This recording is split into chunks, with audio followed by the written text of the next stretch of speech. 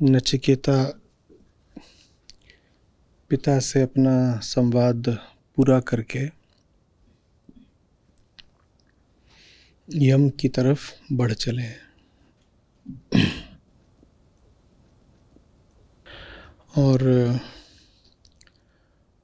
अब हमारे सामने सीधे ही यम पत्नी का वक्तव्य आता है, जिसमें वो कहती हैं कि एक अतिथि है, प्रतीक्षा कर रहा है, आप जल्दी से जल आदि से उनका स्वागत और सम्मान कीजिए।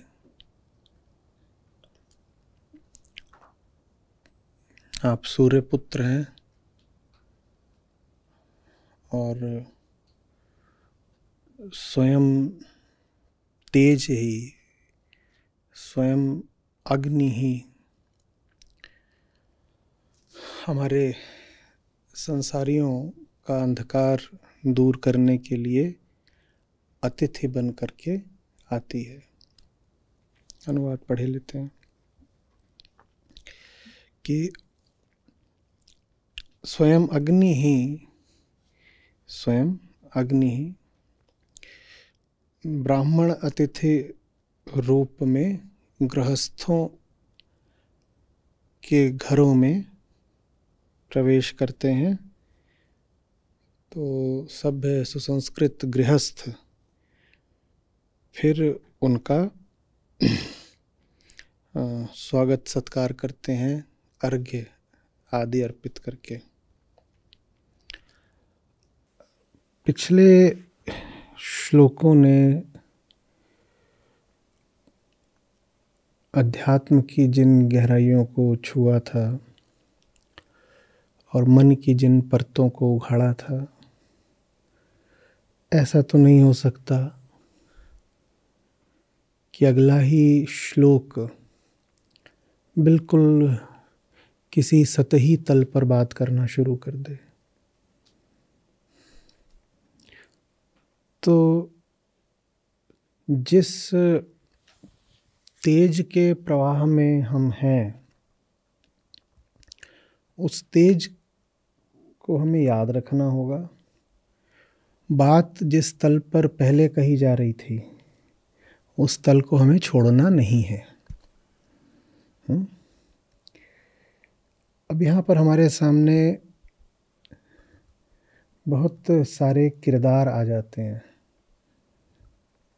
यम तो हैं ही, पत्नी आ गई हैं, फिर अतिथि ब्राह्मण की चर्चा है, फिर गृहस्थ की बात है। ये सब व्यक्ति नहीं है, ये सब प्रतीक हैं। इनको अगर व्यक्ति बना लिया तो बात किस्से कहानी के तल पर गिर जाएगी, बात बहुत साधारण हो जाएगी, बात उपनिषदों के योग्य नहीं बचेगी। वही वक्तव्य किसी साधारण जगह लिखा हो तो एक अर्थ होता है, और वही बात उपनिषद में आ रही हो, एक विशेष संदर्भ में आ रही हो, एक विशेष प्रवाह में आ रही हो, तो उसका अलग अर्थ होता है। हमें अलग अर्थ उसका समझना पड़ता है। और अगर हम उसका साधारण ही अर्थ कर लेंगे तो जो विशेषता है उसमें, ऊंचाई है, उससे हम चूक जाएंगे। तो क्या बात हो रही है?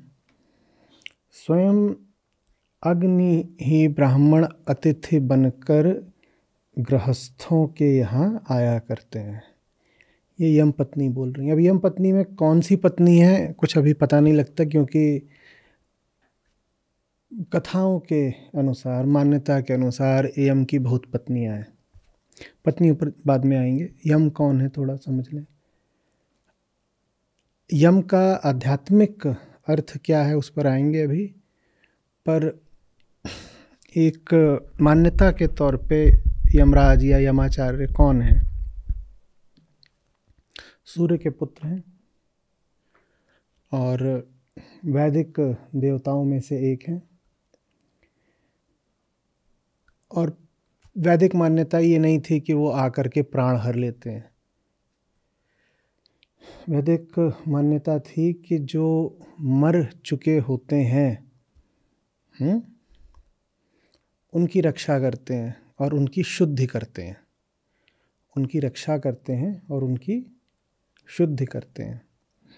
फिर वही बात और आगे चलकर बन गई कि दंड के माध्यम से शुद्धि करते हैं। शुद्धि तो करते हैं लेकिन दंड के माध्यम से शुद्धि करते हैं। और फिर और कालांतर में वो दंड मृत्यु दंड बन गया कि यमराज कौन है? जो मृत्यु दंड ही देते हैं। और फिर मृत्यु के बाद आप जा कर के उनके सामने खड़े हो जाते हैं, वो आपके कर्मों का लेखा जोखा करते हैं और आपको आपके जीवन के अनुसार वो फिर आपके लिए एक समुचित लोक निश्चित करते हैं। तो ये सब यम, और उनकी बहुत सारी पत्नियां मानी गई हैं। कर्ण को उनका भाई माना गया है। क्यों? दोनों सूर्य पुत्र हैं। और जैसे यम है तो कर्ण भाई है, ऐसे ही उनकी बहन भी है। कौन है बहन? हाँ, यमी। यमी कौन है? यमुना नदी। तो उनको लेकर के भी बहुत कथाएं हैं कि आप पढ़िएगा उन कथाओं को। कि एक देवी थी, तो उन्होंने किसी का अपमान कर दिया। जब अपमान कर दिया तो उनको एक श्राप मिला और फिर उन्होंने उसके बाद बहुत चंचल होकर के, बहुत चंचल दृष्टि से, बहुत बहने वाली स्त्राण दृष्टि से देख लिया किन्हीं को। तो फिर उनको एक दूसरा भविष्य दिया गया कि ठीक है, ऐसे ही चंचल होकर के अब बहते रहना। नदी की धार चंचल मानी जाती है ना, तो ऐसे फिर यम की बहन यमुना, यमी वही है। तो ये सब, लेकिन हमें आज की चर्चा में इससे कोई प्रयोजन नहीं है कि यम की अलग अलग पत्नियां कौन सी हैं और कौन सी पत्नी ये बात कर रही हैं।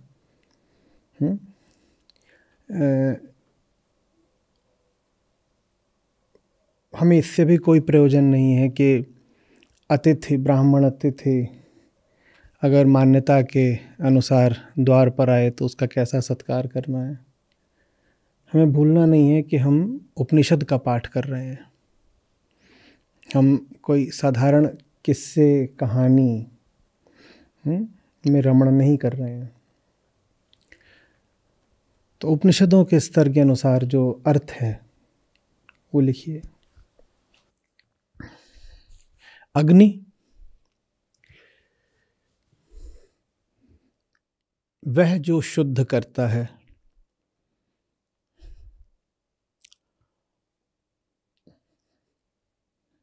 वह जो तेज और प्रकाश का दाता है।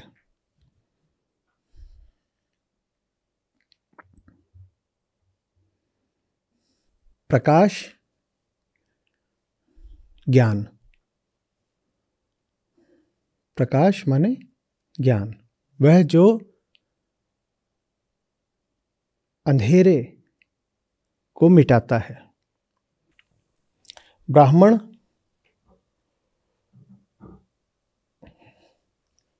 वह जो ब्रह्म मात्र में निवास करता है, वह जो ब्रह्म में केंद्रित रहता है।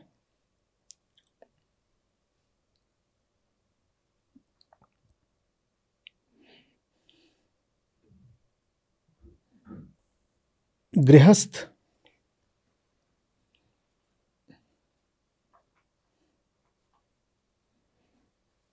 अहंकार, गृह मन, जो घर के भीतर रहता है वो अहंकार, और उसने जो घर सजा रखा है उसका नाम है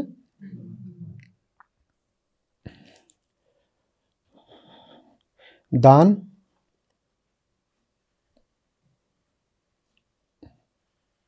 यज्ञ।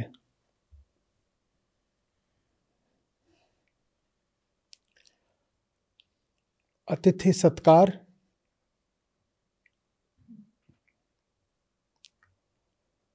समर्पण।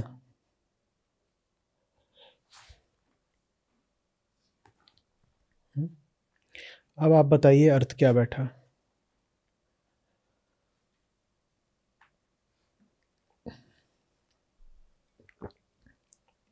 अब श्लोक को, अन्वय को, अनुवाद को, जो भी कुंजी दी गई, इसके प्रकाश में पढ़ें और अर्थ बताएं।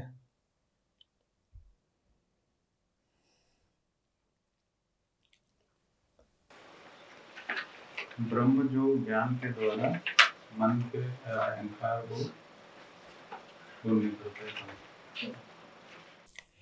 तो साधारण गृहस्थ की तुलना की गई है अहंकार से, और उसका घर क्या है? उसका पूरा विश्व, माने हाँ, मन का पूरा विस्तार।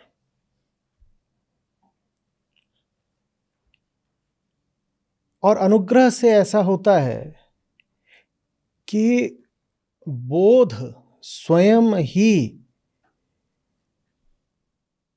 सगुण हो करके, सशरीर हो करके गृहस्थ के द्वार को खटखटाता है।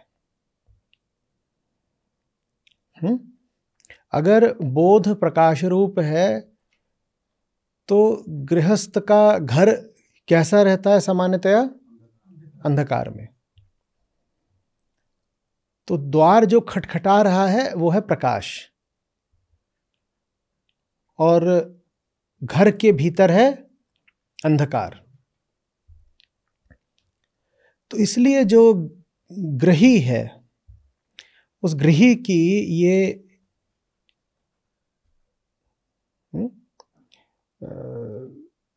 के लिए ये अनिवार्यता है कि प्रकाश का आतिथ्य और सत्कार करे। और प्रकाश का सत्कार कैसे किया जाता है? स्वयं मिट करके। अंधकार अगर प्रकाश के लिए द्वार खोलेगा तो क्या होगा? मिटेगा।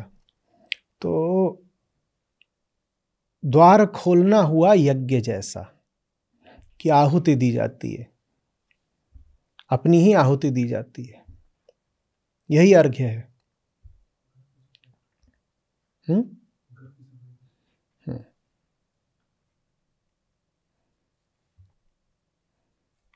ठीक है। ब्राह्मण से आशय निश्चित रूप से किसी जाति से नहीं है। यहां ब्राह्मण से आशय है निर्गुण बोध का सगुण रूप में प्रकट होना।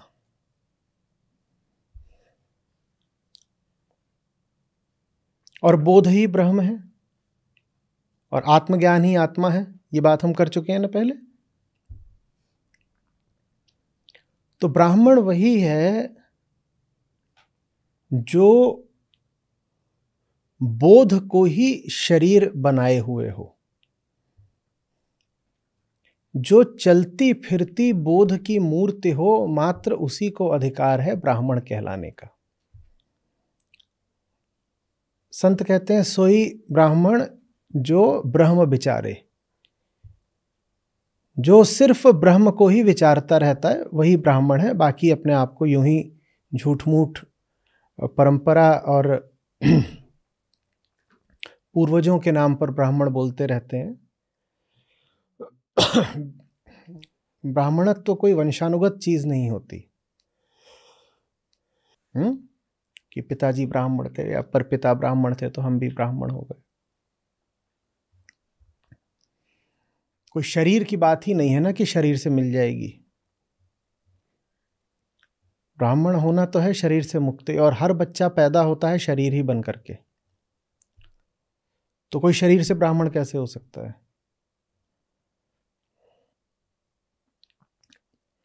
आप होगे परम मुक्त, पर आपने संतान जो पैदा करी है वो थोड़ी ही मुक्त पैदा हो जाएगी। संतान तो शरीर ही बनकर पैदा होगी ना, तो संतान कहाँ से ब्राह्मण हो गई? ब्राह्मण की संतान भी जन्म से ब्राह्मण नहीं हो सकती। किसी की भी संतान जन्म से कुछ भी नहीं हो सकती। जन्म से तो सब पशु ही पैदा होते हैं। आप कोई भी वर्ण ले लो, कोई भी जाति ले लो, ये सब बातें आप बच्चे पर लागू कैसे कर दोगे? बच्चे तो सब बच्चे ही पैदा होते हैं, सब एक से जैविक वृत्तियों के पिंड। तो जो बात यहाँ ब्राह्मण के बारे में कही जा रही है वही बात अन्यों के बारे में भी कही जा सकती है। पर विशेषकर ज्ञान, बोध, ब्रह्मत्व तो बड़े श्रम से और बड़ा मूल्य चुकाकर अर्जित करना पड़ता है। जो वो मूल्य चुका पाए उसको ब्राह्मण बोलते हैं। उसका जन्म कैसे हुआ, कहाँ हुआ, कब हुआ, किस घर में हुआ, किस वर्ण किस जात में हुआ, इससे कोई लेना देना नहीं। जिसने स्वयं को मिटाने का साहस दिखाया, जिसने सत्य के लिए प्रेम का मूल्य चुकाया, मात्र वो ब्राह्मण है। और उसी ब्राह्मण की यहाँ बात हो रही है। यहाँ ये नहीं है कि नचिकेता ब्राह्मण कुल में पैदा हुए हैं और नचिकेता यम के द्वार पर आ गए तो कहा जा रहा है अरे देखो वो ब्राह्मण बच्चा आ गया है और प्रतीक्षा में। नहीं, वो वाली बात नहीं है।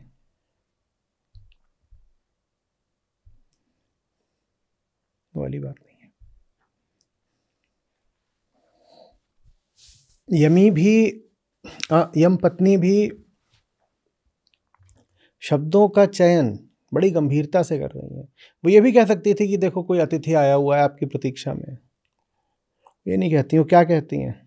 वो कहती हैं वैश्वानर अग्नि ही ब्राह्मण अतिथि रूप धर कर आ गए। हमें श्लोकों से पता नहीं चलता, पर चर्चा हुई होगी। जिस संदर्भ की हमें यहाँ थोड़ी आहट लग रही है वो ये है कि नचिकेता आए हैं, यम की प्रतीक्षा करी है, यम व्यस्त हैं या अनुपस्थित हैं। तो यम पत्नी ने देखा है कि ये खड़ा हुआ है बालक किशोर, तो उससे कुछ बातचीत हुई है और उस बातचीत में वो समझ गई हैं, उन्होंने नाप लिया है कि मामला साधारण नहीं है। यम के यहाँ आने का दुस्साहस तो वैसे ही कोई नहीं करता, और ये मात्र आया नहीं है, प्रतीक्षा में खड़ा है। और हमें पता नहीं चलता श्लोकों में, पर थोड़ा हमें संकेत मिलेगा आगे यम के व्यवहार से। यम भी कई प्रकार के प्रलोभन देते हैं नचिकेता को। तो वैसे प्रलोभन जब यम ने दिए हैं तो बहुत संभव है कि यम पत्नी ने भी दिए हों पहले ही, कि अरे बेटा तुम क्या करोगे, ये करके वो करके, तुम ये ले लो, क्या वरदान चाहिए बताओ, दुनिया का कौन सा सामान चाहिए बताओ, लो जाओ, यहाँ कहाँ प्रतीक्षा कर रहे हो? यम माने मृत्यु होता है, मरने आए हो क्या यहाँ पर? और ये तो सौभाग्य है तुम्हारा कि अभी वो घर पर नहीं है। आओ खाओ पियो, बताओ वस्त्र चाहिए, भोजन चाहिए, दुनिया की कौन सी संपदा चाहिए, ज्ञान चाहिए, मैं सब दिए देती हूँ। अपने आप को तृप्त करो और उनके महिष की हुंकार सुनाई पड़े उससे पहले निकल जाओ। यही मौका है। आ गए हो तो ठीक है, पर वापस भी तो जाना है। ये सब हुआ होगा, हम अनुमान लगा सकते हैं। तो उसके बाद जब यमराज आते हैं तो कहते हैं नहीं, ये कोई साधारण अतिथि नहीं आ गया है, स्वयं वैश्वानर अग्नि ही ब्राह्मण अतिथि बनकर उतरे हैं। ये जो बालक है ये सचमुच ब्राह्मण कहलाने का अधिकारी है।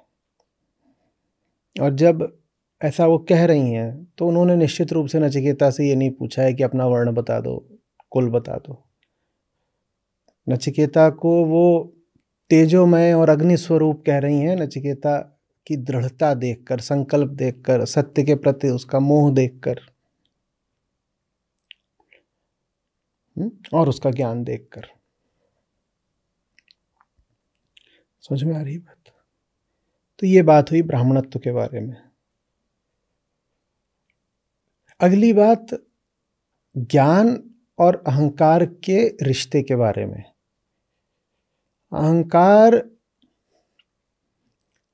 अपने घर में रहता है, वो बड़ा भारी गृहस्थ है, संसारी है वो। अहंकार का अगर मूर्त रूप देखना है तो किसको देख लो? संसारी को। जो घर में रहे उसी का नाम है अहंकार, और अहंकार के इर्द गिर्द जो है वही है संसार। उसको छोटे तौर पे घर बोलते हैं,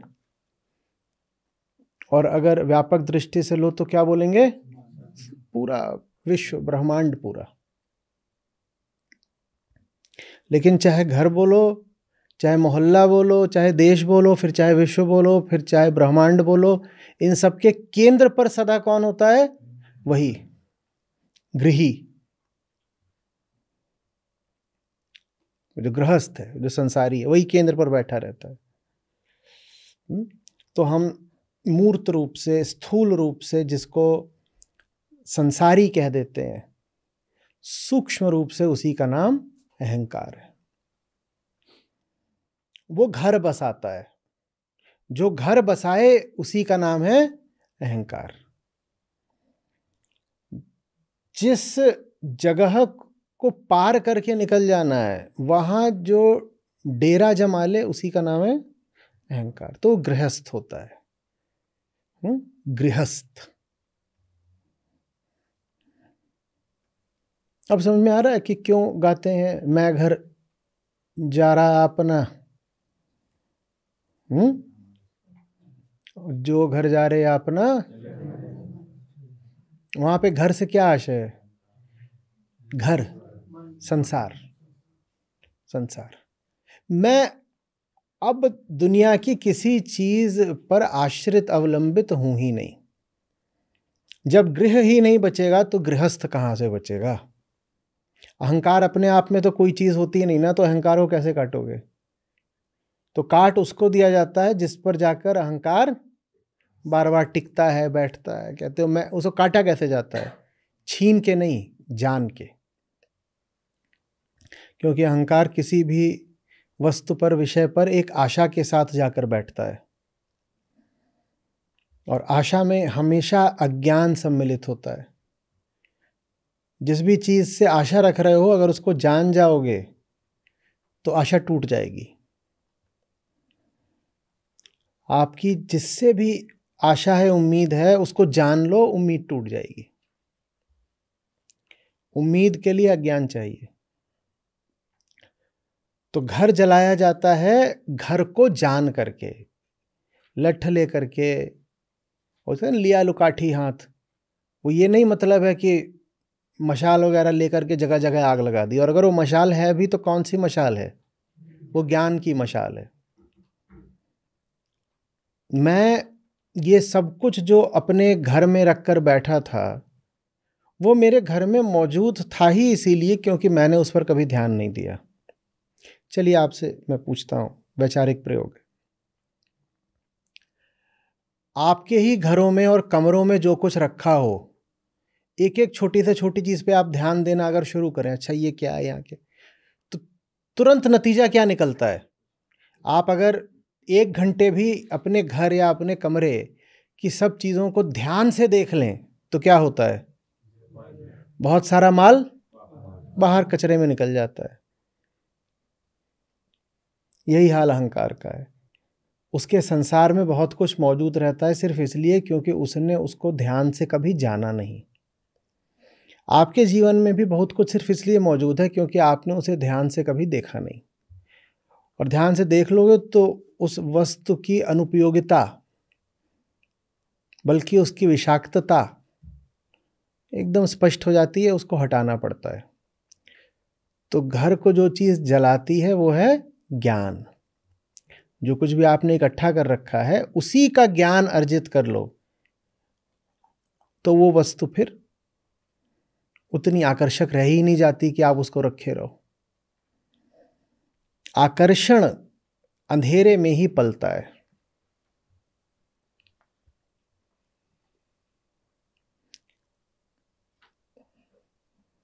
किसी के प्रति आकर्षित हो रहे हो तो बत्ती मत जलाना। जब तक अंधेरा है तब तक आकर्षण, उत्तेजना सब रहेंगे। प्रकाश होते ही सब मामला ठंडा पड़ जाएगा। आकर्षण और अंधेरे का चोली दामन का साथ है।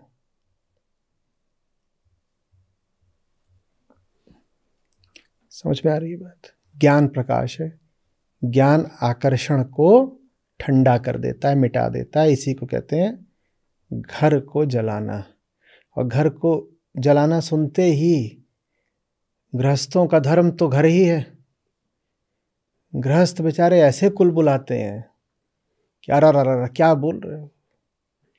सारे प्रॉपर्टी डीलर घर बेचने में लगे हुए हैं। वो बोल रहे हैं कि जिंदगी जिंदगी तभी है जब एक घर हो जाए।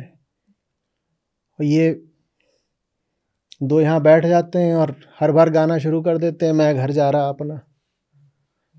कुछ तो कदर करो रियल एस्टेट की। अरे भैया, वो तुम्हारे ईंट पत्थर वाले घर को जलाने की बात नहीं हो रही है। क्यों डर जाते हो जल्दी से? जो मन में कचरा भरे बैठे हो उसको जलाने की बात हो रही है।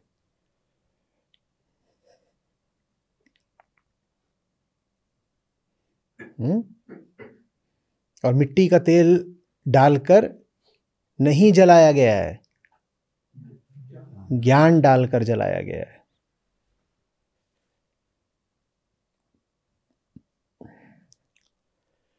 तो गृहस्थ कौन है, समझ में आया? जो अंधेरे में बहुत सारा व्यर्थ सामान इकट्ठा करे बैठा उसको बोलते हैं गृहस्थ।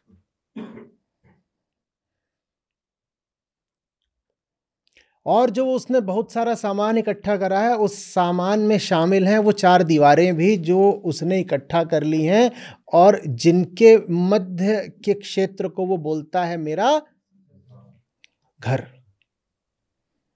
आपको क्या लगता है घर में आप सबसे पहले क्या इकट्ठा करते हो, सामान या दीवारें? उन दीवारों को भी इकट्ठा करने के लिए बड़ा अंधेरा चाहिए। अंधेरा ना हो तो दीवारें कहां से लाओगे? पहले दीवारें आती हैं, फिर दीवारों के भीतर और सामान आता है। समझ में आ रही बात? तो देखिए कितनी खूबसूरती से जो सूक्ष्म है वही स्थूल बनकर प्रकट हो जाता है। सूक्ष्म क्या है? अहंकार। और वही स्थूल रूप में क्या बन जाता है? गृहस्थ। सूक्ष्म क्या है? मन। और वही स्थूल रूप में क्या बन जाता है? जगत, संसार। समझ में आ रही बात? फिर कभी कभार ही होता है कि स्थूल रूप से ही कोई ब्रह्मवेत्ता, ब्रह्मज्ञ, ब्रह्म प्रेमी आकर द्वार खटखटाए।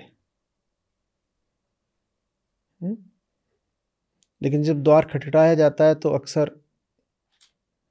वही होता है जो हमें यहां होता दिख रहा है। हमें ये नहीं दिख रहा है कि जिसका द्वार खटखटाया गया वो प्रतीक्षा कर रहा था कि कब प्रकाश आएगा, अंधेरा मिटाएगा। ऐसा दिखा क्या? ऐसा तो कुछ दिखा नहीं। हमको तो ये दिखा कि द्वार खटखटाने वाला वहां बैठ गया है और वो प्रतीक्षा कर रहा है कि मैं तो आ गया हूं, द्वार कब खुलेगा।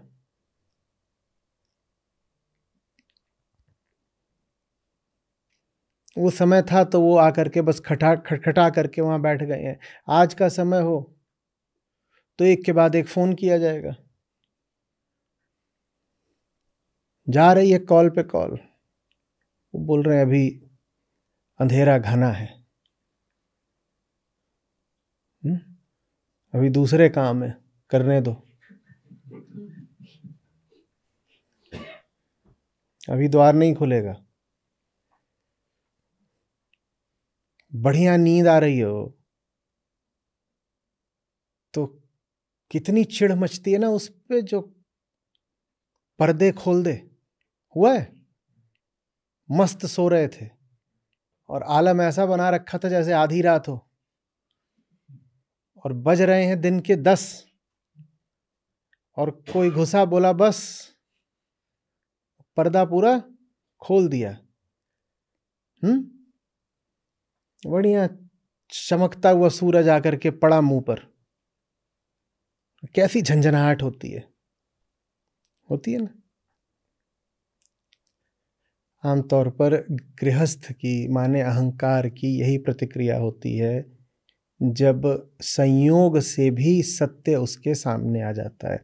याद रखिएगा, इस पर संतों ने, विद्वानों ने बहुत चर्चा करी है कि झूठ और सच का मिलन जो होता है उसका कारण क्या होता है। कारण अलग अलग होते हैं, इधर से देखोगे तो अलग, उधर से देखोगे तो अलग है। अहंकार की ओर से देखोगे तो कारण हमेशा संयोग है। संयोग क्यों है? क्योंकि अहंकार कुछ भी ऐसा अपनी ओर से कर नहीं सकता कि उसे सत्य प्राप्त हो जाए, तो उसकी ओर से तो कारण हमेशा संयोग ही होगा। उसको यही लगेगा कि जो हुआ संयोग से हुआ।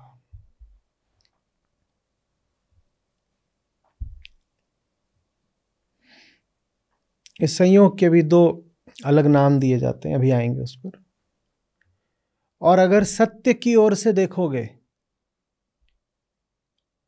कि तुम क्यों गए झूठ के पास, प्रकाश क्यों गया अंधेरे के पास, तो उधर कारण बस एक होगा, करुणा। इधर से समझा जाएगा कि संयोग है, उधर से समझा जाएगा कि करुणा है। इस संयोग को भी अहंकार अपनी नीयत, अपने ईमान, अपनी निष्ठा के अनुसार 2 अलग अलग नाम दे सकता है।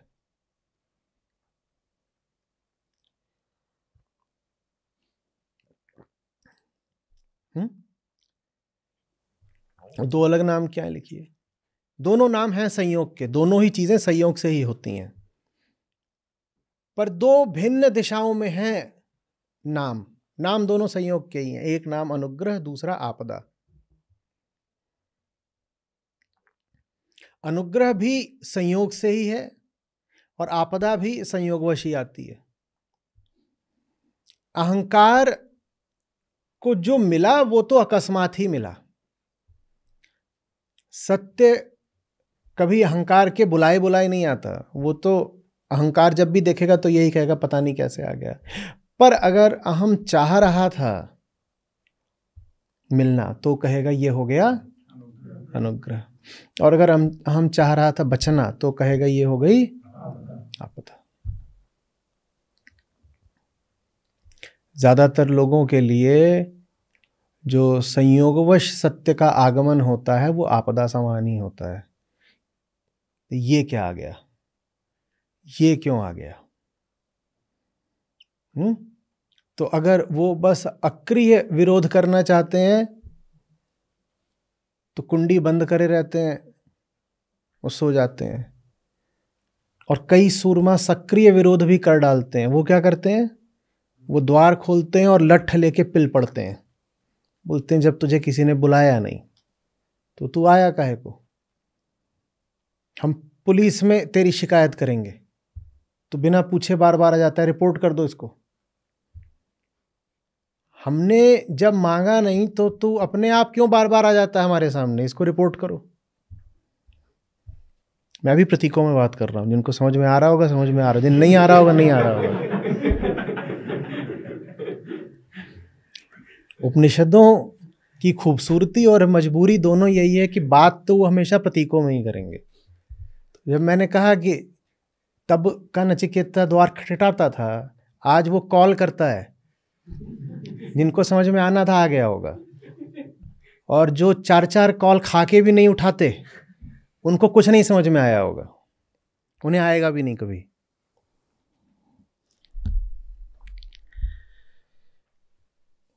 आप लोगों को पता है, आप खुद बोलते हो कि ये काम अच्छा हो रहा है, आप कहते हो आपको लाभ हो रहा है। आपको अगर लाभ हो रहा है तो इस काम को सब तक पहुंचना पड़ेगा ना। आप ये भी जानते हो कि गीता में, वेदांत में, हमारी श्रृंखलाओं में जो भी व्यक्ति आते हैं वो यहाँ जो सलाहकारों की, वार्ताकारों की टीम है उससे बात करके ही आते हैं, और इनकी संख्या भी सीमित है और इनका समय भी सीमित है। ठीक, इनकी संख्या भी सीमित, इनका समय भी सीमित। अब ये बताओ, अगर ये अपना सारा समय आप ही लोगों से 4-4 बार कॉल करने में लगाएंगे तो नए लोगों से कब बात कर पाएंगे? और अगर ये नए लोगों से बात नहीं कर पाएंगे तो ये मिशन में आगे कैसे बढ़ाऊं? मैं आप सबसे पूछ रहा हूं जो स्क्रीन के पीछे बैठे हुए हैं, और आपको ये 4 बार क्यों फोन मिला रहे हैं कि साहब अगला साल आ रहा है, अगला महीना आ रहा है, आइए जल्दी अपना सदस्यता रिन्यू कराइए, और आप कभी फ़ोन नहीं उठाते, कभी ऐसे करते हो हाँ ठीक है देखेंगे ये करें। यहाँ से फ़ोन जाने की आवश्यकता भी क्यों हो? फिर पूछ रहा हूँ, ये काम आप स्वयं क्यों नहीं कर रहे हो? या इंतज़ार करते हो कि बुलावा आएगा, आमंत्रण आएगा तब दावत में जाएंगे? वो जैसे शादियों वाले वो नहीं होता जीजा और फूफा, कि उनको विशेष आमंत्रण दो तब वो पधारते हैं। तो आप क्या हो? आप संस्था के जीजा हो, फूफा हो, कौन हो कि आपको 4 बार फ़ोन जाएगा तब आप एनरोल करोगे? चुपचाप अपने आप क्यों नहीं कर रहे हो?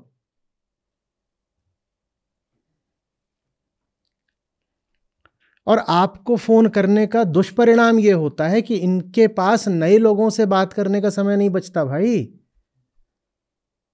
ये नए लोगों से कब बात करें अगर आप ही लोगों से 4-4, 5 बार इन्हें फोन करना पड़ेगा? तो इनका समय तो सीमित है ना, इंसान ही है ये आपकी तरह।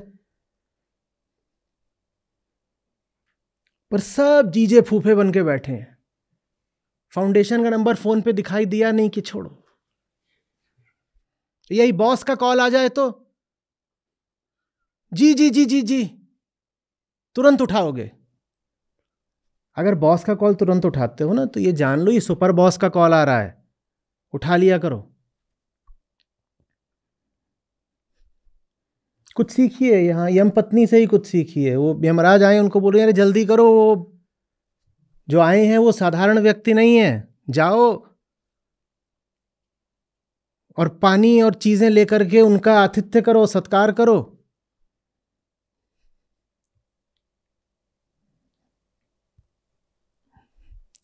समझ में आ रही है बात? पर उपनिषदों ने कितना सिखा लिया हो, ऋषियों ने कितना समझा लिया हो, संतों ने कितना गा लिया हो, हम तो वही रहा जैसा वो था। हम आज भी वैसे ही हैं जैसे हम थे, हम बदलने में नहीं आते।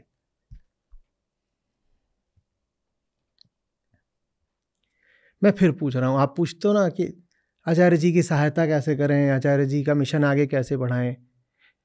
आप बहुत मिशन आगे बढ़ाने में योगदान मत दो, कम से कम बाधा खुद मत बनो ना। एक बहुत बड़ी बाधा आप बनते हो जब आप ये उम्मीद करते हो कि संस्था 5 बार आपके पीछे आएगी, क्योंकि हमारे पास समय सीमित है। 5 बार अगर हम आपसे ही बात कर रहे हैं, मैं फिर पूछ रहा हूं बताइए नए लोगों से कब बात करें? रोज हमारे पास 700-800 नए आवेदन आते हैं कि उन्हें भी गीता में आना है, पर उनसे बात करनी पड़ेगी पहले। उनके पास कुछ सवाल होते हैं, हमें उन्हें कुछ समझाना होता है, तब जा करके वो श्रृंखला में सम्मिलित होंगे। हम उनसे कब बात करें, उन्हें कब समझाएं? हमारा सारा समय तो आपको समझाने में लग जाता है। हम आपको ही समझाते रह जाएंगे तो मिशन विस्तार कैसे लेगा?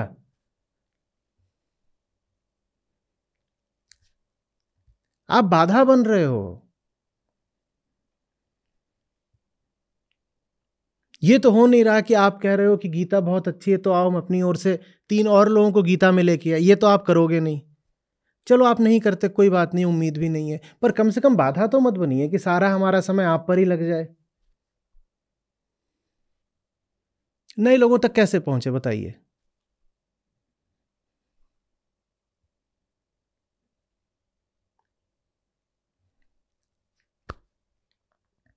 समझ में आ रही है बात? अब ये संबंध है सदा से गृहस्थ और ब्राह्मण का, कि अगर किताबी तौर पे समझो तो गृहस्थ को धर्म बताया गया है कि जब ब्राह्मण खटखटाए तो उसको देवता मानो और कहो कि सौभाग्य हमारा कि आ गए, हमारे अंधेरे में उजियाला करने आए हैं। लेकिन ऐसा होता नहीं रहा है ना। ऐसा सदा होता अगर रहता तो यम पत्नी को भी यम को याद ना दिलाना पड़ता, बस इतना बताना काफी होता कि एक सच्चा ब्राह्मण द्वार पर प्रतीक्षारत है, इतना बताना काफी होता और यम समझ जाते। पर वो विस्तार में निर्देश दे रही हैं, नहीं ये करो ये करो ये करो। उस निर्देश की आवश्यकता ही इसीलिए है क्योंकि हम भूल जाते हैं कि हमें क्या करना है।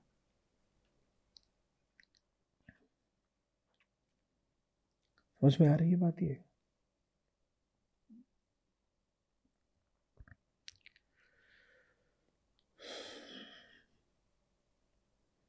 ब्राह्मण कौन समझ में आ गया? आप अपना जाति सूचक नाम क्या लगाते हो उससे ब्राह्मण नहीं हो जाते। ब्राह्मण का संबंध आपकी पैदाइश से नहीं है, नहीं है, नहीं है। आप लोग खोज करके लाएंगे कि गीता में ही श्री कृष्ण ने ब्राह्मण की क्या परिभाषा दी है, और उस श्लोक पर हम विस्तार से चर्चा कर चुके हैं पिछले दिनों में। बहुत पास का नहीं है, पीछे के अध्यायों का आप खोज करके लाएंगे कि ब्राह्मण की क्या परिभाषा दी है। क्या परिभाषा है?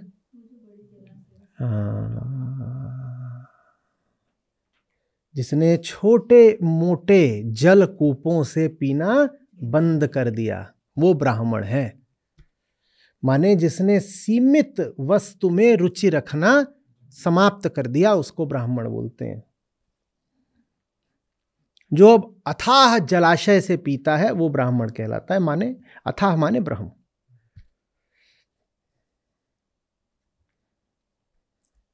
ये कौन सा श्लोक है आप ढूंढेंगे और लेकर के आएंगे।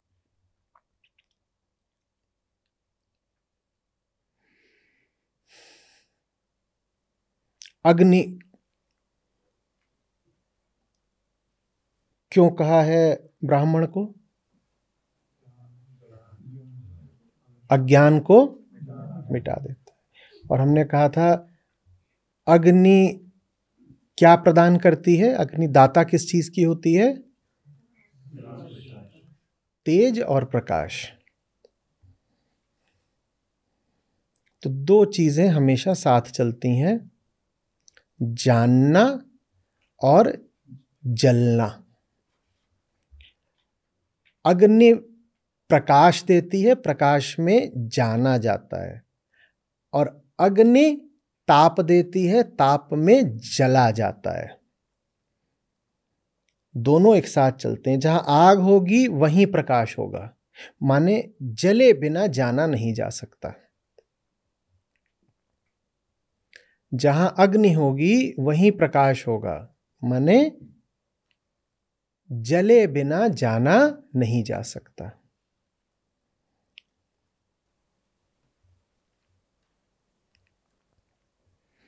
ये तो थोड़ी काव्यात्मक सी बात हो गई कि जले बिना जाना नहीं जा सकता।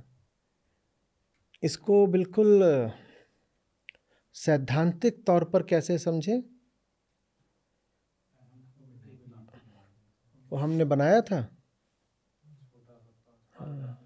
तो जलना माने छोटा होना, जलना माने, और आप जितने छोटे होते जाओगे जानना माने ज्ञान आपके लिए उतना अनंत होता जाएगा। तो जले बिना जाना नहीं जा सकता। कई लोग पूछते हैं अपने आप से कि हम कैसे पता करें कि अब इतने दिनों से वेदांत के साथ हैं, लाभ हुआ कि नहीं। लाभ हुआ कि नहीं इसी से पूछ लो कि जले कि नहीं। जले माने घटे। हमने बनाया था ना वृत्त, वो जैसे जैसे ज्ञान के प्रेम में पड़ता जाता है और पास खिसकता जाता है, वैसे वैसे वो छोटा होता जाता है। आप कितने छोटे हुए, आप कितना जले हो। ये बात भी अभी प्रतीक जैसे ही लग रही है। अरे भाई, पहले आप जो कुछ थे उसमें से क्या क्या गंवाया, पहले आप क्या क्या पकड़े रहते थे उसमें से क्या क्या छोड़ा, पहले आप क्या क्या करते रहते थे जिसकी ओर अब रुझान नहीं है, पहले आप क्या क्या मानते रहते थे जो व्यर्थ लगता है। इसको ही कहते हैं घटना या जलना। मैं घट गया, पहले मैं ये 5 बातें मानता था, अब मैं 5 बातें नहीं मानता, मैं घट गया। पहले ये मेरी 5 कामनाएं थी, वो कामनाएं अब नहीं है, मैं घट गया।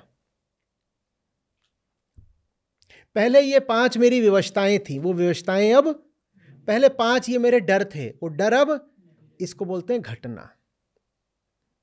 तो अगर घट रहे हो तो जान रहे हो, जल रहे हो तो जान रहे हो, क्योंकि आग जलाती भी है और रोशन भी करती है। दोनों हमेशा एक साथ चलेंगे। कोई चाहे कि मैं रोशन हो जाऊं जले बिना, तो वो नहीं हो सकता।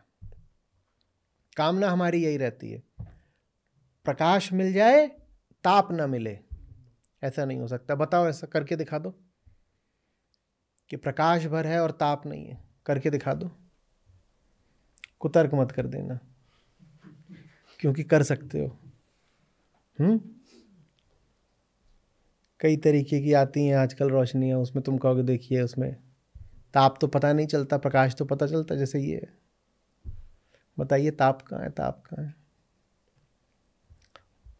तो सिद्धांत नहीं बदलेगा, उदाहरण बदलेगा फिर, ठीक है। और कुतर्कियों पे तो कोई भी उदाहरण पूरे तरीके से सफल हो ही नहीं सकता। उदाहरण तो इसलिए दिया जाता है कि जो समझने को तैयार बैठा हो उसको इशारा मिल जाए। कोई भी उदाहरण अपने आप में तो सत्य होता नहीं ना, तो अगर उदाहरण में खोट निकालोगे तो खोट हमेशा निकलेगी, क्योंकि वो उदाहरण मात्र है, वो स्वयं सत्य नहीं है। ये ऐसी सी बात है कि आप कहो कि भारत से अमेरिका कितनी दूर है, आपको बहुत दूर है, बहुत दूर है।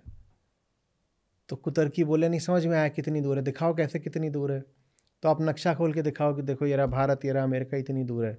तो कहे इतना है। नक्शा अपने आप में सत्य नहीं है, पर समझने वाले के लिए मददगार है। वैसे ही उदाहरण अपने आप में सत्य नहीं है, पर समझने वाले के लिए मददगार है, जो समझना चाहे। जैसे कुतर्क करना हो तो क्या ही देगा, यहाँ दूरी क्या है, इतनी सी तो दूरी है, लो लांग गए, उसमें क्या रखा है।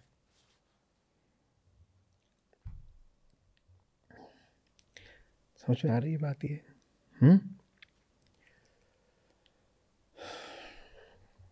अग्नि गृहस्थों के द्वार आती है।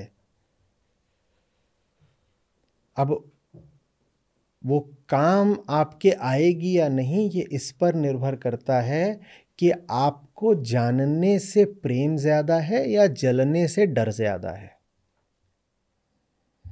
अग्नि सबके द्वार आती है। हमको लगता है संयोगवश, हम जहां बैठे हैं वहां से लगता है संयोगवश, पर जो दूसरे छोर पर है वो जानता है कि संयोग की कोई बात नहीं, बात तो करुणा की है। तुम करुणा जानते नहीं, इसीलिए तुम्हें दूसरे की करुणा भी संयोग लगती है। जो तुम अपने लिए नहीं जानते वो तुम्हें दूसरे के लिए भी असंभव लगता है। किसी ने मुझे कुछ पढ़ने को दिया मोबाइल पर, तो मैं पढ़ने लगा और मैंने ऐसे ऐसे स्क्रॉल किया, पढ़ लिया। लंबा सा था, लेख था।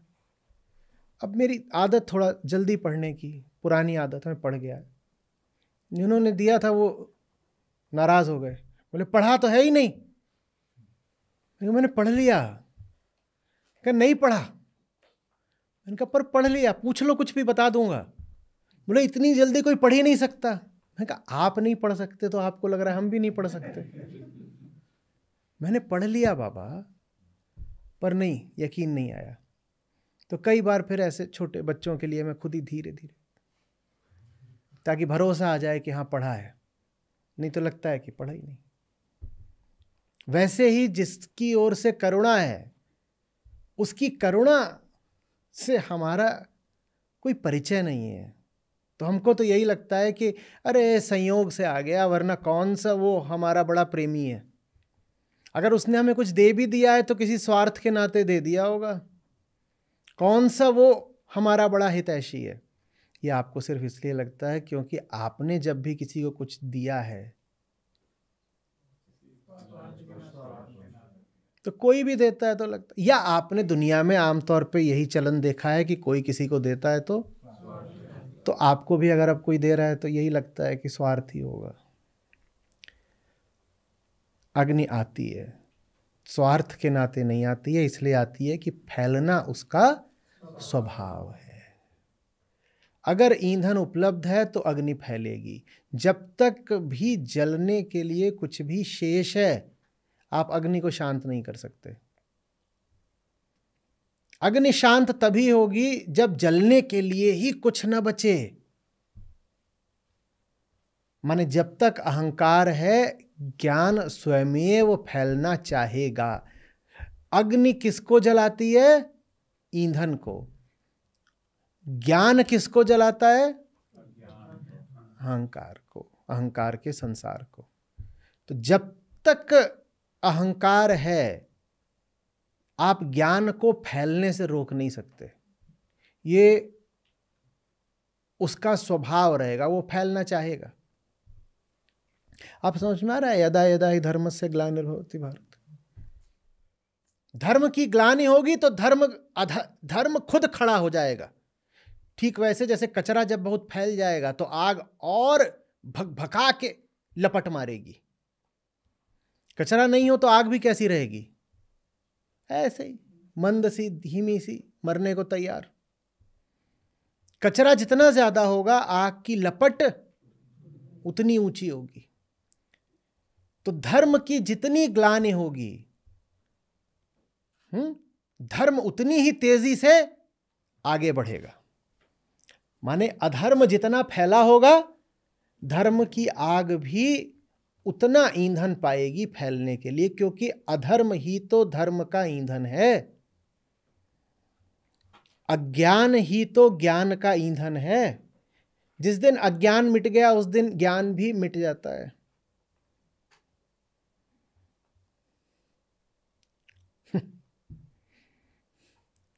ज्ञान स्वयं चाह रहा होता है कि अज्ञान समाप्त हो, ज्ञान को भी नहीं रहना है। अंतिम अवस्था ये थोड़ी है कि ज्ञानी हो गए। अंतिम अवस्था क्या है? मुक्ति। और मुक्ति में तो ज्ञान से भी मुक्ति। अंतिम अवस्था ये थोड़ी है कि सद्गुण छा गया, सतोगुणी हो गए। अंतिम अवस्था सतोगुणी की है। सतोगुण का संबंध ज्ञान से माना गया है। अंतिम अवस्था सत की है क्या? अंतिम अवस्था तो गुणातीत हो जाने की। तो ज्ञान से भी मुक्ति। ज्ञान का क्या काम है? अज्ञान को ईंधन की तरह इस्तेमाल करना। तो इसीलिए जब अज्ञान का कचरा खूब फैल गया हो तो और कुछ नहीं चाहिए, बस कोई थोड़ा सा एक तीली माचिस की सुलगा के वो अपने आप लपट फैलेगी, अपने आप।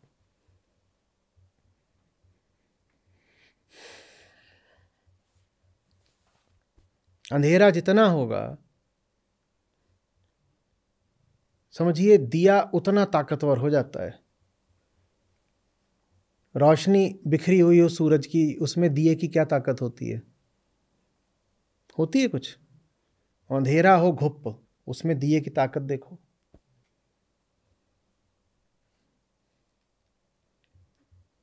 समझ में आ रही बात है? ये कितनी विचित्र बात है। अधर्म अपने आप में अपने नाश का बीज समेटे रहता है। अधर्म जैसे जैसे खड़ा हो रहा है, वैसे वैसे उसके गिरने की तैयारी हो रही है, क्योंकि अधर्म ही तो ईंधन बनेगा धर्म की ज्वाला का।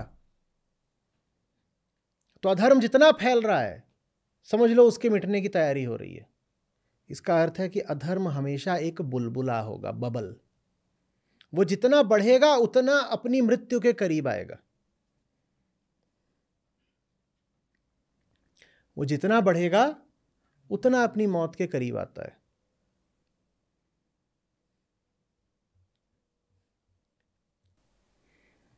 ज्ञान का स्वभाव भी पता चल रहा होगा। ज्ञान का स्वभाव हमेशा नकारात्मक होगा। ज्ञान हटाता है, मिटाता है, शुद्ध करता है। ज्ञान कभी कुछ जोड़ नहीं सकता। आग को आप किसी भी विषय में कुछ जोड़ता हुआ नहीं पाएंगे। आग घटाती है। ज्ञान का भी काम जोड़ना नहीं है, ज्ञान का काम घटाना है, जलाना है। उपनिषद कहते हैं ज्ञान के सदृश पवित्र करने वाली अग्नि दूसरी नहीं होती। ये कौन सा श्लोक है, आप खोज के लाएंगे। ज्ञान सदृश पवित्र करने वाली अग्नि दूसरी नहीं होती है। ज्ञान कभी भी मन की सामग्री नहीं बन सकता। ज्ञान का तो काम है सामग्री को जलाना। समझ में आ रही बात? क्या ये संभव है कि कचरे से भरी, सूखे कचरा, पत्तियां आदि और सूखा कचरा, सूखे कचरे से भरी एक जगह में आप एक दहकती हुई मशाल रख दें और कहें कि इस जगह में जो कुछ था मैंने उसे बढ़ा दिया? क्या ये संभव है? एक जगह है, वहां बहुत सारा कचरा भरा हुआ है और आप वहां जाकर के एक मजबूत मशाल रख करके आ गए। क्या फिर आप ये कहोगे कि वहां जो कुछ था मैंने उसको और बढ़ा दिया? हाँ, आपने वहां कुछ जोड़ा है, थोड़ा जोड़ा ही है, लेकिन उस जोड़ने का नतीजा अब निकलेगा कि वहां जो कुछ था वो राख हो जाएगा। ये ज्ञान का स्वभाव है। वो जिसके साथ भी जुड़ता है उसको मिटा देता है। अगर आपके साथ ज्ञान जुड़ेगा तो आपको मिटाएगा। अगर आप कह रहे हो कि ज्ञान मिला है लेकिन आप मिट नहीं रहे, राख नहीं हो रहे, तो वो जो मशाल है वो बुझी हुई है। या फिर आपने बड़ी सुरक्षित दूरी बना रखी है कि ये रहे हम, माने कचरा, और उधर रख दो वहां ले जाके मशाल को। सामने तो रहे, छूने न पाए। और बहुत लोग, चाहे गीता हो, वेदांत हो, बोध प्रत्युषा हो, संतों की बात हो, उससे यही रिश्ता रखते हैं। क्या रिश्ता? कि दूरी। वहां पे ले आओ, अच्छी बात है, पर छुआ मत देना, हमें स्पर्श मत करा देना, क्योंकि स्पर्श करा दिया तो जल जाएंगे। जिंदगी में नहीं उतारते, अपनी जिंदगी में नहीं उतार रहे तो मशाल क्या सजाने के लिए लाए हो? ये जो मशाल दी जा रही है इसलिए दी जा रही है कि अपनी बैठक में उसका प्रदर्शन करो और बोलो कि ये देखो, ये जो पहली मशाल आप देख रहे हैं ना, ये गीता समागम है।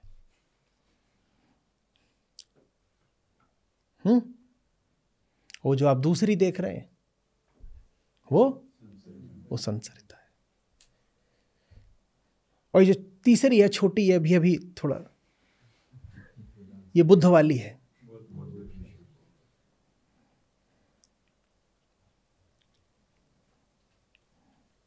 उसका स्पर्श कराना होगा, स्पर्श छुआना होगा, जीवन में उसको लेके आना होगा। जैसे उधर कुछ जल रहा है वैसे ही इधर भी कुछ जलाना होगा। भूलिएगा नहीं, आप किसी कमी के शिकार नहीं हैं, डेफिशिएंसी नहीं है आपको, आप अधिकता के शिकार हैं। किसी चीज की कमी तो नुकसान पहुंचाती ही है, उससे ज्यादा नुकसान पहुंचाती है उसकी अधिकता। आप जानते हैं, आप पानी पी पी के भी मर सकते हैं। और बहुत सारे ऐसे मामले हैं जहां लोग पानी पी पी के मर गए हैं। पानी इतना हो गया शरीर में कि मर गया आदमी। हम कमी के नहीं, हम अधिकता के शिकार हैं। हमारा इलाज हमारी घटोत्तरी में है। ज्ञान घटाता है।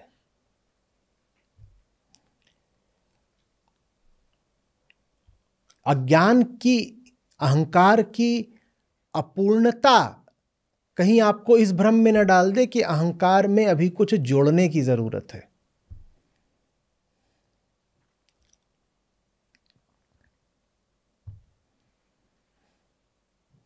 अहंकार की अपूर्णता वैसी ही है जैसे कोई गंगा किनारे बैठा हुआ है अधभरा पात्र लेकर के और कह रहा है कि मैं तो अभी अधूरा हूं, मुझे पूरा होना है, देखो मैं कितना अभागा हूं, मैं अधूरा हूं। इसको क्या जरूरत है, इसको पूरा करने की या इसको फेंक ही देने की? हाँ, अज्ञान की अपूर्णता किसी कमी की नहीं, किसी अधिकता की द्योतक है। अधिकता क्या? अधिकता यह है कि गंगा सामने बह रही है और तुम ये लेके बैठे हुए हो, ये अधिक है। ये अधिक माने अनावश्यक। आत्मा तो उपलब्ध है ही, अहंकार आत्मा के ऊपर चढ़ के बैठा है, कुछ अतिरिक्त आ गया है जो नहीं होना चाहिए था। हमारी समस्या यह है कि हमारे पास कुछ अधिक, अतिरिक्त, अनावश्यक है, फिजूल है, जो नहीं होना चाहिए। लेकिन शिकायत हमारी ये रहती है कि हमारे पास कुछ कम है, कुछ कम नहीं है, कुछ ज्यादा है। हम सब के पास कुछ ज्यादा है। किसी की कमी ये नहीं है कि कमी है, सबकी कमी ये है कि कुछ ज्यादा है। और वो जो ज्यादा है वो कभी पूरा नहीं पड़ता, तो वो अपने आप को हमेशा यही बोलता रहता है कि मैं तो अभी कम हूं। अहंकार को पूरा किया जाता है उसमें कुछ जोड़ के, अहंकार को पूरा किया जाता है इस ग्लास को तोड़ के। भाई तेरी जरूरत ही नहीं थी, तू न रहे सब पूरा हो जाएगा। और ये है छेद वाली, ये जो पात्र है ये छेद वाला है। सामने गंगा बह रही हो, इसमें भर लो तो भी क्या पाओगे? ये हमेशा अधूरा रहेगा। जब तक ये रहेगा अधूरापन रहेगा। पूरापन कभी अहंकार को भर के नहीं मिलता, पूरापन मिलता है अहंकार को तोड़ करके। सामने गंगा बह रही है, तुम इसको काहे को पकड़ के बैठे हो? वो जो गंगा बह रही है वो किसका प्रतीक? आत्मा। तो अहंकार है कि सामने बह रही है गंगा, लेकिन तुम छेद वाली ग्लास को छाती से लगाए बैठे हो। ये अहंकार है। बड़े से बड़ा उपलब्ध है, लेकिन उस बड़े से बड़े की उपेक्षा, अवहेलना करके कोई छोटी सी बिल्कुल बेकार चीज पकड़े बैठे हो कि यही तो मेरी है, यही तो मेरी है, यही तो मेरी है। और ये बात सही है, देखो, क्योंकि ग्लास आपकी हो सकती है, गंगा आपकी नहीं हो सकती, आपको गंगा का होना पड़ेगा। तो अहंकार के साथ ही सुविधा रहती है क्या? अहंकार के साथ सुविधा क्या है? मेरा है ना, व्यक्तिगत रूप से मेरा है, भले ही छोटा है, भले ही छिद्रित है, लेकिन गंगा को नहीं कह पाओगे कि मेरी है। अब ये दो विकल्प होते हैं, या तो गंगा को चुन लो, ये भली भांति जानते कि वो सबकी है, सबकी है, लेकिन फिर भी आपके लिए पूरी पूरी है। किसी को गंगा आधी पड़ी, कभी कभी कहा कि अरे 10-12 लोग और आए थे, वो पी गए पानी, इसीलिए मेरे लिए कम पड़ गया। तो गंगा होंगी हजारों करोड़ों की, लेकिन फिर भी आपके लिए तो पूरी है ना। लेकिन हम ये नहीं कहते, हम कहते मुझे तो कुछ ऐसा चाहिए जो सिर्फ मेरा हो, भले ही उसमें 100 छेद हों। तो फिर कोई मिल भी जाता है 100 छेद वाला जो सिर्फ आपका होता है। मैं प्रतीकों में बात कर रहा हूं, समझ लें, समझ। और मैं आपको पूरे भरोसे के साथ बताए दे रहा हूं, अगर आपको कोई मिल गया है, मिल गई है जो सिर्फ आपका है, आपकी है, तो उसके 100 छेद होंगे ही होंगे। क्योंकि जिसके छेद नहीं है वो किसी का हो नहीं सकता, यही बता देते हैं। छेद माने खोट। इसीलिए हमें बुद्ध और कृष्ण सचमुच पसंद आते नहीं हैं, क्योंकि आप उन्हें कभी व्यक्तिगत रूप से अपना नहीं बना सकते। जैसे गंगा को और सागर को और हिमालय को और आकाश को अपना नहीं बनाया जा सकता व्यक्तिगत रूप से। कोई बोल के दिखाए कि वो आकाश मेरा है, बोलो बोलो,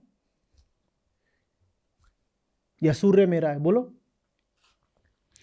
तो कृष्ण और बुद्ध और कबीर ये होते हैं सूर्यों और हिमालयों जैसे।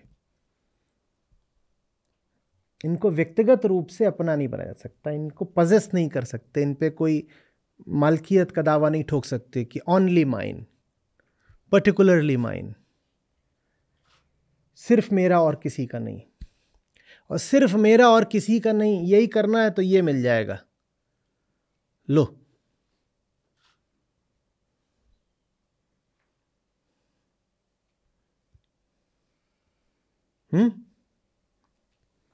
प्रियतम जाने मन, जीवन में जो कुछ भी आपको बहुत प्यारा है वो यही है, ले लो। और सोचो यहाँ पे मामला लीक और हो रहा है, दिन भर यही चलता है, क्या चू रहा है, और सब गीला गीला हो जाता है। गृहस्थ माने वो जिसका घर हमेशा गीला। और यहां से जब गीलापन टपकता रहेगा तो यहां हमेशा क्या रहेगा, अधूरापन। ये गृहस्थी की निशानी है, नीचे गीलापन, ऊपर खालीपन। यही है घर घर की कहानी की नहीं, नीचे नीचे मामला हमेशा कैसा रहता है, उसको हम बोलते हैं ये हमारे इमोशंस है, भावनाएं हैं, गीली गीली गीली गीली गीली। ऊपर हमेशा यहाँ अधूरापन रहता है, अभी ये भी कम है, अभी वो भी कम है, तिजोरी में पैसा कम है, रसोई में दाल कम है, और दिल में प्यार कम है। यू डोंट लव मी ना।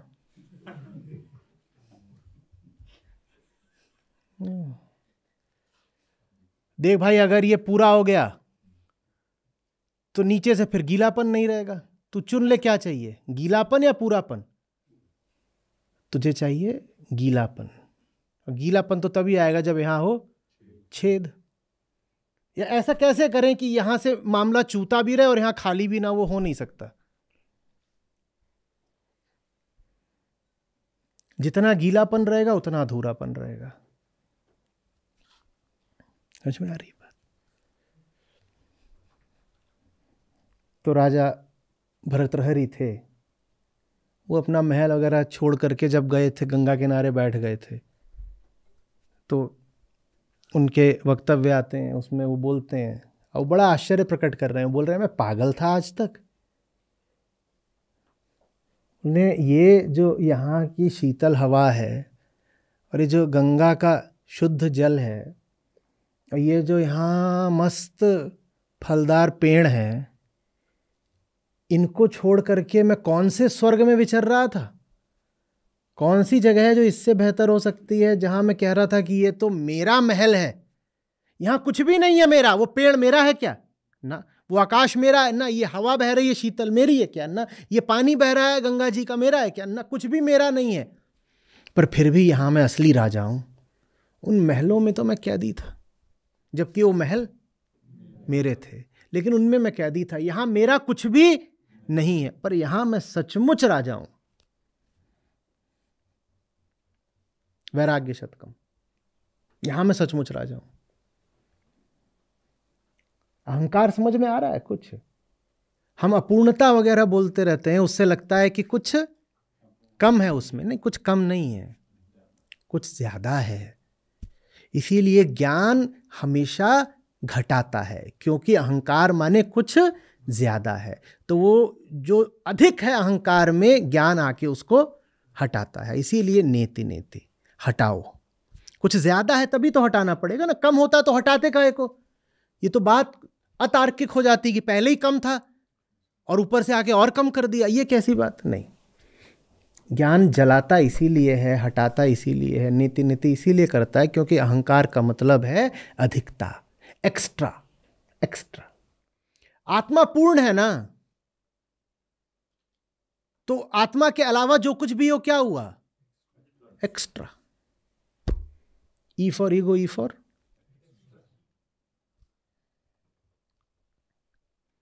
जो नहीं चाहिए पर है, जो अनावश्यक है पर है, उसको ही बोलते हैं अहंकार। आप आचार्य नागार्जुन जैसों के पास जाएंगे तो मुस्कुरा के और जोड़ देंगे, कहेंगे जो है ही नहीं पर है, उसको बोलते हैं अहंकार। वो ये भी नहीं कहते कि अनावश्यक है, वो ही कहते हैं है ही नहीं पर है, उसको कहते हैं अहंकार। जिसको फिजूल लाद करके घूम रहे उसको बोलते हैं अहंकार। अहंकार जानते हो कैसा है? अहंकार ऐसा है, अभी ऋषिकेश गए, जब रात का समय और उससे आगे 1 घंटा और कौड़ियाला तरफ,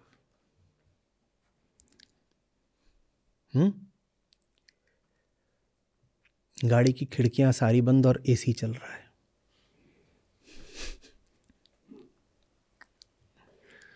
समझ में आ रही बात? तुम जो कुछ भी कर सकते हो उससे कहीं बेहतर, कहीं ज्यादा बाहर अपने आप है। तुमने जो कुछ कर रखा है वो न सिर्फ अनावश्यक है बल्कि तुम्हारे हितों के प्रतिकूल है। तुम यही चाहते हो ना कि गर्मी न लगे, गर्मी न लगे तो एसी बंद करो, खिड़की खोल दो। तुम्हें एसी चलाने की नहीं, बंद करने की जरूरत है।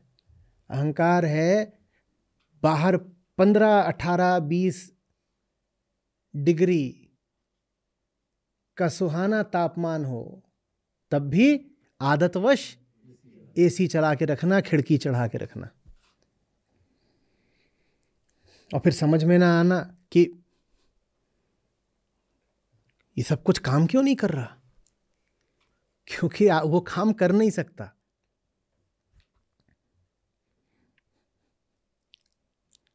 समझ में आ रही बात? ये जो सब नए नवेले वीगन बनते हैं परेशान हो जाते हैं, कहते हैं B12 हमारा कम हो गया, B12 कम हो गया।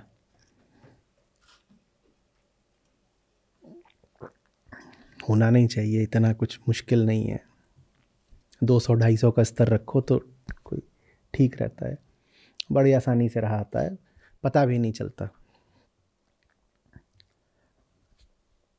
ऑर्गेनिक सप्लीमेंट्स आते हैं, उनमें भी हो जाता है। उसके अलावा फोर्टिफाइड फूड्स आते हैं और फल सब्जियां भी कुछ ऐसी आती हैं, उनसे भी हो जाता है। तो खैर बात कुछ और बतानी थी। तो हमारे यहाँ हुआ, एक का कम हो गया, 150 हो गया। तो उन्हें कुछ ऐसा नहीं पता लग रहा था, पर जब रिपोर्ट आई 150 दिखाई दिया तो डॉक्टर के पास गए, तो डॉक्टर को कुछ हो गया। इनको तो कुछ नहीं हो रहा था, तो अपना मौज में घूम रहे थे, डॉक्टर को 150 देख के हो गया। बोले अरे अरे अरे तुम जिंदा हो भी? तो डॉक्टर ने उनको गोलियां, सप्लीमेंट्स भी नहीं दिए, उनको ठूस दिए इंजेक्शन। और B12 का ऐसा है कि 211 से 900 के बीच में होना चाहिए। उनको इंजेक्शन भी लगा दिए और उनको गोलियां भी बता दी, वो भी भारी भारी वाली। को हो गई B12 टॉक्सिसिटी। B12 निकला 1400। कुछ नहीं हो रहा था जब 150 था, पर अब बहुत कुछ होना शुरू हो गया। हम हमेशा यही सोचते रहते हैं कि कमी घातक है। कमी से ज्यादा घातक है शायद अधिकता। सोच के देखिएगा, कमी से ज्यादा घातक है अधिकता।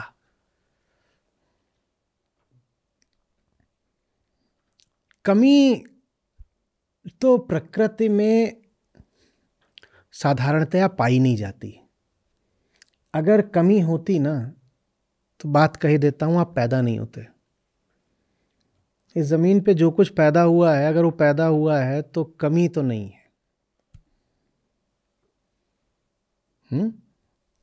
साहेब के दरबार में कमी काहू की नाही, और बंदा मौज न पावसी चूक चाकरी माही। तो कमी तो यहाँ नहीं है। जब कमी होने लग जाती है तो आपका पैदा होना ही कम हो जाता है। ये प्रकृति का नियम है।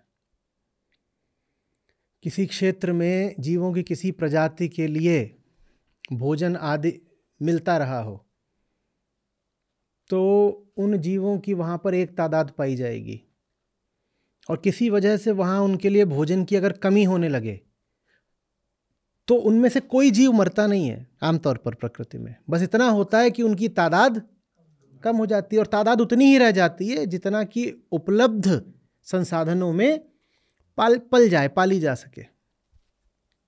तो कमी की क्या बात है? आप पैदा हुए हो, आपके पैदा होने से पहले ही आपके लिए यहाँ बहुत सारी चीज़ें तैयार कर दी गई थी। हवा तैयार है, पानी तैयार है, और आदमी अहंकार वश छेड़खान न करे तो कमी बहुत बड़ी समस्या होनी नहीं चाहिए। ज़्यादा बड़ी समस्या होती है अधिकता। अधिकता। आप में से कितने लोग परेशान हो गए आपका वजन कम है? हाथ खड़े करो।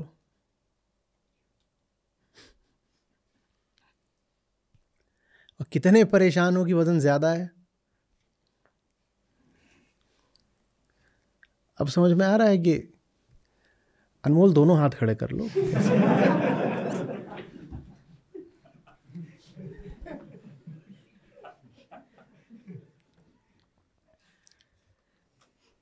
तो कमी घातक है कि अधिकता? उदाहरण से बता रहा हूं। और कमी जब भी होती है वो अप्राकृतिक कारणों से होती है। लोग भूख से मरे हैं, लोग वजन की कमी से मरे हैं, पर इसलिए नहीं कि खाने को नहीं था, इसलिए क्योंकि कहीं किसी ने छुपा लिया था, होल्डिंग हो गई थी। दुर्भिक्ष अकाल जब पढ़ते रहे हैं उस पर बाद में बहुत शोध हुए। अमर्त्य सेन ने भी उसी पर शोध किया और आगे उनको उसके लिए, उनमें जो अब एक आम राय बन गई है वो ये है कि न आज न पहले दुनिया में खाने की कमी नहीं रही है। तो जो लोग मरे हैं वो अधिकतर मरे हैं इसलिए कि उन तक अन्न पहुंचा नहीं, इसलिए नहीं कि अन्न उपलब्ध नहीं था इस पृथ्वी पर, था, कुछ लोगों तक पहुंचा नहीं, और उसके पीछे सरकारों की नीतियां हैं और कई चीज़ें हैं, व्यवस्थागत समस्याएं हैं। ज़्यादा बड़ी समस्या है अधिकता। अहंकार एक अधिकता है। कैंसर क्या होता है? कमी होती है या अधिकता?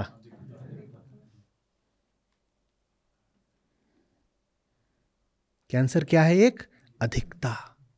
कुछ अधिक हो गया है। आपको कोई भी पैथोलॉजिकल बीमारी होती है, उसमें आपके शरीर में कुछ घट गया है या कुछ जुड़ गया है? कोई वायरस, कोई बैक्टीरिया आकर के जुड़ गया है, कुछ अधिक हो गया है। हमारी ज़्यादा बड़ी समस्या होती है कि हम में कुछ जुड़ गया, कुछ बढ़ गया, कुछ अधिक हो गया। ये सब उदाहरणों से बता रहा हूँ। ये मत कहने आ जाइएगा कि डेफिशिएंसीज भी तो होती हैं, इतने लोग फलानी डेफिशिएंसी से मरते हैं। उसका भी उदाहरण ले लूँगा कुछ और साबित करने के लिए। अभी जो हम समझना चाह रहे हैं वो समझिए।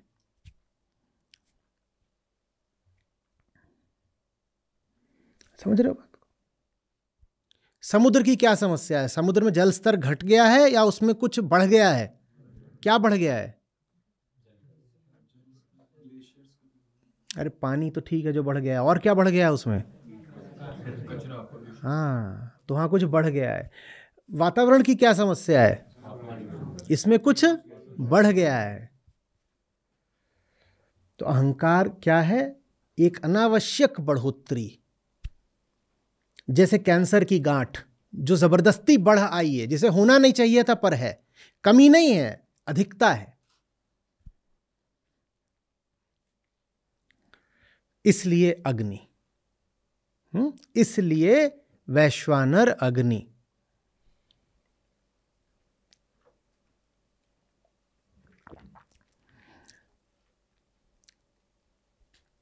चेतना की 3 अवस्थाओं से वैश्वानर का क्या संबंध है, ये आप खोज के लिखेंगे।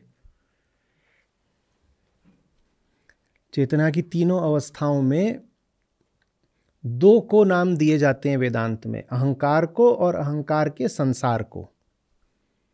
तीनों अवस्थाओं में अहंकार के 3 अलग अलग नाम होते हैं। 3 अवस्थाएं कौन सी हैं? जानते ही हो, मत बताओ, जानते हो।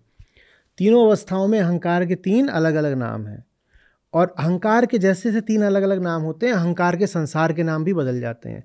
तो वैश्वानर किसका नाम है, ये आप खोज के लाएंगे।